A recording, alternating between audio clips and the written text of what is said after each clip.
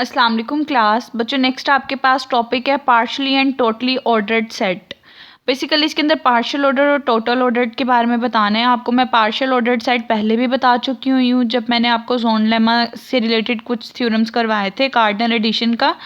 लेकिन आप लोगों को आज अगेन इसकी डेफिनेशन बताऊंगी और इसके रिस्पेक्ट से कुछ इसकी एग्जांपल्स बताऊंगी जो कि इम्पोर्टेंट है। देखिए, सबसे पहले पार्शियल ऑर्डर्ड सेट की डेफिनेशन है। आपको मैंने बताया था किसी भी सेट को पार्शियल ऑर्डर्ड तब कहते हैं अगर वो रिफ्लेक्सिव हो, एंटी सिमेट्रिक और ट्रांजिटिव हो। तो यहाँ पे पहले यही बात कही हुई है, a partial ordered set in a set ए। किसी भी पार्शियल ऑर्डर्ड, आप किसी भी सेट ए को पार्शियल ऑर्डर्ड कहोगे is a relation R in A which is, उसको किसी भी रिलेशन आर के साथ आप कब कहोगे कि वो पार्शियल ऑर्डर्ड है, अगर पहला वो रिफ्लेक्सिव हो। अब ये ऑर्डर पेयर की फॉर्म में डेफिनेशन बताई हुई है। ऑर्डर पेयर की फॉर्म में रिफ्लेक्सिव होने का मतलब है ए कोमा ए बिलोंग करें आर से, यानी कि दोनों सेम हो और बिलोंग कर रहे हों आर से। सेकंड एंटीसिमेट्रिक हो। एंटीसिमेट्रिक का मतलब ये होता है कि अगर ए भी बिलोंग कर रहे हैं आर से तो बी ए भी बिलोंग करे आर से और ए इक्वल टू बी हो। एंटीसिमेट्रिक का मतलब ये होता है कि अगर एक चीज़ दूसरे से रिलेट कर रही है, दूसरी पहले से रिलेट कर रही है और दोनों आपस में इक्वल हों। बेसिकली ए भी बिलोंग कर रहा है आर का मतलब ये होता है कि ए रिलेट कर रहा है बी से, बी रिलेट कर रहा है आर से, तो इसका मतलब ये है कि ए और बी आपस में इक्वल हैं। थर्ड इसकी प्रॉपर्टी ये होती है ट्रांजिटिव हो, यानी अगर ए बी से रिलेट कर रहा हो, बी सी से कर रहा हो तो ए सी से रिलेट कर जाए। अगर कोई भी सेट आपके पास किसी भी रिलेशन आर के साथ, ये रिलेशन आर कुछ भी हो सकता है, लेस देन इक्वल टू हो सकता है, सबसेट हो सकता है, डिवीजन हो सकता है, बिलोंग टू हो सकता है, अगर वो उस रिलेशन के साथ इन तीनों प्रॉपर्टीज़ को सेटिस्फाई करेगा तो आप उस रिलेशन आर के साथ उस सेट को कहोगे वो आपके पास पार्शियल ऑर्डर्ड सेट है। फॉर एग्जांपल, अगर इसी चीज़ में मैं पार्शियल ऑर्डर्ड का operation less than equal to लगा दूं तो ये सारी की सारी condition less than equal to में चेंज हो जाएगी।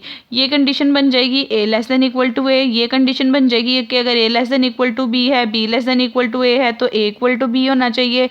और लेस देन इक्वल टू के साथ थर्ड वाली कंडीशन बन जाएगी कि अगर A less than equal to B है, B less than equal to C है तो इसका मतलब A less than equal to C होना चाहिए। ठीक है, तो ये बेसिकली आपके पास यही चीज़ बन जाएगी। ऑर्डर पेयर की फॉर्म में उन्होंने कहा है कि अगर आप इसे ऑर्डर पेयर की फॉर्म की बात कर रहे हो तो ऑर्डर पेयर की फॉर्म की डेफिनेशन का मतलब यही होता है बेसिकली कि उन दोनों के दरमियान लेस देन इक्वल टू का रिलेशन आ रहा है।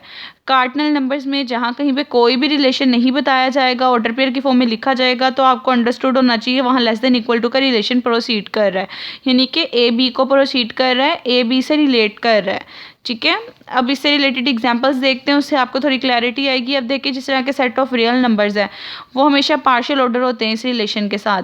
कैसे, आपको पता है सेट ऑफ रियल नंबर्स में आपके पास हर तरह के नंबर आ रहे होते हैं, 1 2 3 4 5, इसके दरमियान में कोई नंबर 5.5 फॉर एग्जांपल 6, इन सब के दरमियान एक रिलेशन होल्ड कर रहा होता है। पहला दूसरे से छोटा होता है, दूसरा तीसरे से, यानी देखें लेस देन इक्वल टू का आपके पास यहाँ रिलेशन होल्ड कर रहा होता है।